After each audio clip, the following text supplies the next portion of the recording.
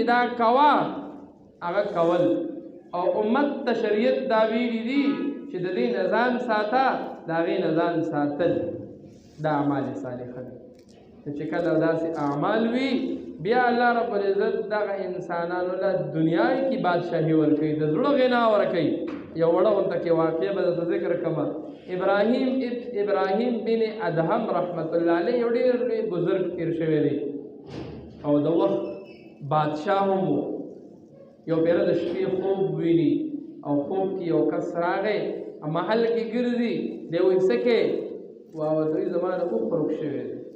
دی وي کمکل او بېوقوف نی اوښ په محل کې څه کوي؟ دا خو د بادشاه محل دی او د بادشاه کور دی. نو هغه وایي ښه اوښ محل کې داسې څه نه کوي، نو چېرته یې وګورم؟ وایي چې ته په صحرا کې وګوره، دلته نی. وایي ښه چې اوښ محل کې نشي راتلی نو بادشاهۍ کې به الله څنګه مومي؟ په بادشاهۍ کې به ته الله څنګه مومي؟ ځکه د بادشاه خو الله ذمه دارۍ د رعیت ذمه دارۍ چاته څه ونه رسېدل بیا هم الله به تپوس کوي. مونږ هغه خلکو به ځان ساته د دې شي نه. نن خلک خو وایي زه ما مشر که، حالان کې مشري دا ډېره ګرانه ده، هر چا له به خپل حق ورکړي. عمر رضی الله تعالی عنه وایي د دریې فرات خواته یو سپی د تندې مړ شه نو وایي الله مې تپوس د عمر نه کوي. حالان کې سپی کوتکه شه نو خوله دې ورکته کي که نه. خدای دې پورې ویلي دي چې په کار ماله دا دي چې زه د رعیت مشر یم چې زه دی له یو ګودر جوړ کړم چې دی د هغې نه اوبه څښي. نو رعیت چلول او مشري کول دا ډېر ګران کار دی. نو دلته هغه د شپې خوب کې به دغه کس وایي ښه څه به په دې بادشاهۍ کې الله څنګه مومي؟ چې سهار شو د محل کې ناست دی، یو کس رادننه شو، دغه کس شکل هم بدل غونته کې و، چا دی په دروازه اړو تپوس وکړه چې ته چېرته ځې او چا سر میلاوېږي؟ ډایرېک راغی ده سر میلاو شو. دی هم حیران شو چې کور ته ده نه چا تپوس هم ونه کړه او دی چا ودروم نه. وایي څه کې؟ وایي زه دلته راغلی یم یو څو شپې په دې سرای کې تېروم، دلته کې یو څو شپې به وکړم، مسافرخانه کې یو څو شپې کوم. یو ته ګوره داسې کار دی کاکه، دا خو مسافرخانه نه ده، دا خو د بادشاه کور دی او د بادشاه محل دی. مسافرخانه خو په بازار کې چېرته وي؟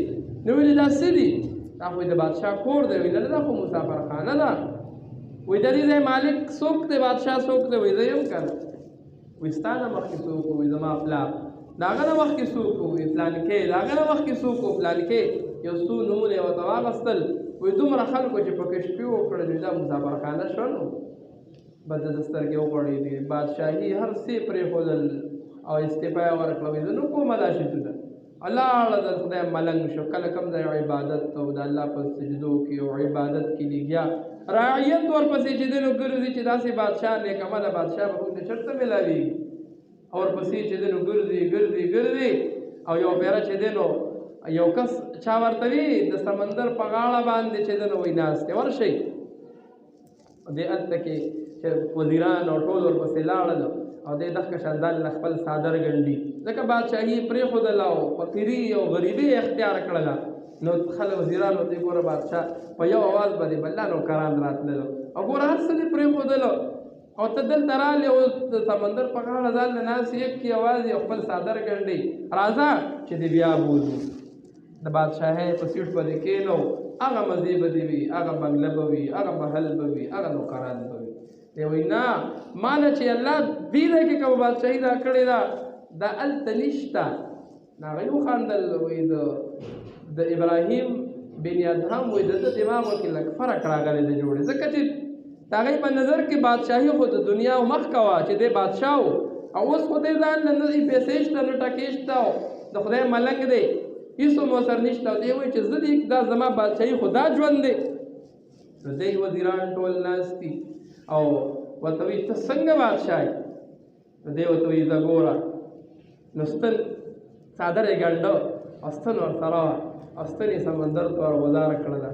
وایي زه تاسو ټول د دنیا بادشاهان یو که وزیران یې، وایي ما له دا را پیدا کړي. وایي دا ته ستا دماغو کې فرق به راغلی، دا ستن کوم ځای را پیدا کړو؟ په ځمکه مو غوځار شي نو نه ښکاري، نو په سمندر کې به څنګه مومو؟ وایي زه ګورئ. نو مړي ته حکم وکړه، وایي دا ستن دنه واړوه اواز یو کوي د دریاب میانو د ستن د نغواړم او یو مې ستن خلی غاړې لراړه او دې راواغسته نو دې هغه ته وي بادشاہي خدا دا وي اصل بادشاہي خدا دا یو بیره څوک تاسو کوي په دې بادشاہي کې راته چې د ملنګي اختیار کا بدی کې کم سخن